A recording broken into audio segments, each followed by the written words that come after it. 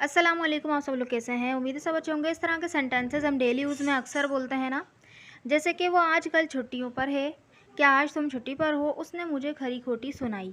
सब मुझे ही खरी खोटी सुनाते रहते हैं। तो इस तरह के सेंटेंसेस के अंदर हम बोलते हैं छुट्टी पर होना या खरी खोटी सुनाना। इसके लिए हम क्या सेंटेंस स्ट्रक्चर यूज़ करेंगे इस वीडियो में हम यही देखने वाले हैं। So let's begin. फर्स्ट जो हमारा सेंटेंस स्ट्रक्चर है, इसके अंदर हम छुट्टी की बात कर रहे हैं, तो उसके लिए हमारा जो स्ट्रक्चर होगा, सबसे पहले आएगा उसमें सब्जेक्ट। सब्जेक्ट के बाद आएगा is M R. Is M R subject के हिसाब से आएगा, ठीक है।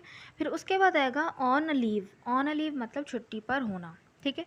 फिर उसके बाद जो भी अदर वर्ड्स आने होंगे सो वहाँ पर आ जाएंगे।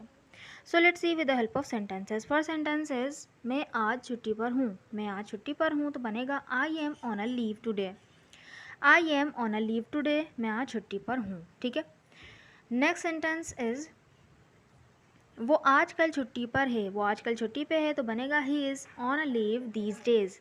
He is on a leave these days. Next sentence is मैं उन दिनों छुट्टी पर थी। अभी क्या है, पास्ट का है, तो यहाँ पे इज एम आर की जगह क्या आएगा, वॉज वर्ब। और वॉज वर्ब में से आएगा मैं है, यहाँ पे आए तो आए के साथ वॉज लगता है, तो बन जाएगा I was on a leave those days. I was on a leave those days, मैं उन दिनों छुट्टी पर थी।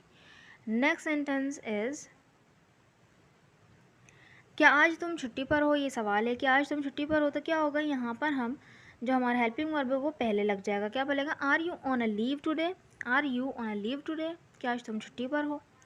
नेक्स्ट सेंटेंस इज क्या वो लोग छुट्टी पर थे। क्या वो लोग छुट्टी पर थे, ये भी एक हमारा इंटेरोगेटिव सेंटेंस है, सवालिया जुमला।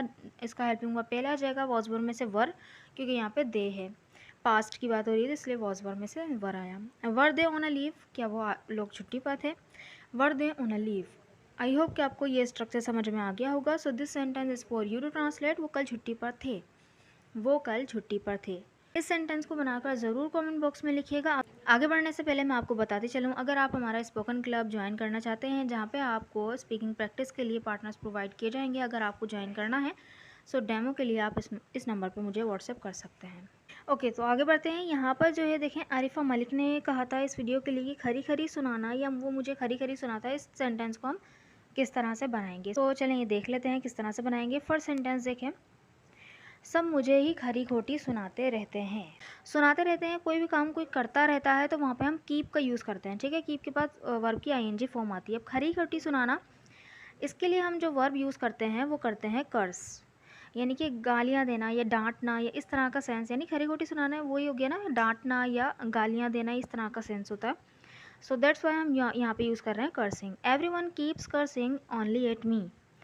Every one keeps cursing only at me. और इसके लिए और भी वर्ड्स हैं, मैं आपको बताती हूँ। देखें नेक्स्ट सेंटेंस, देखें नेक्स्ट सेंटेंस है उसने मुझे खरी खोटी सुनाई। उसने मुझे खरी खोटी सुनाई। सो इसके लिए हम एक और वर्ड यूज़ कर सकते हैं, रिब्यूक। सो ही रिब्यूक्ड मी। जो रिब्यूक है इसकी सेकंड फॉर्म इस्तेमाल हुई है, रिब्यूक्ड।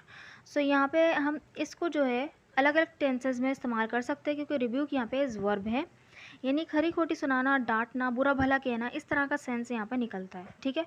सो ही रिब्यूक्ड मी, उसने मुझे खरी खोटी सुनाई। नेक्स्ट सेंटेंस देखें, इसी के लिए हम एक और वर्ड भी यूज़ कर सकते हैं खरी खोटी सुनाने के लिए। तुम उसे खरी खोटी क्यों सुना रहे थे।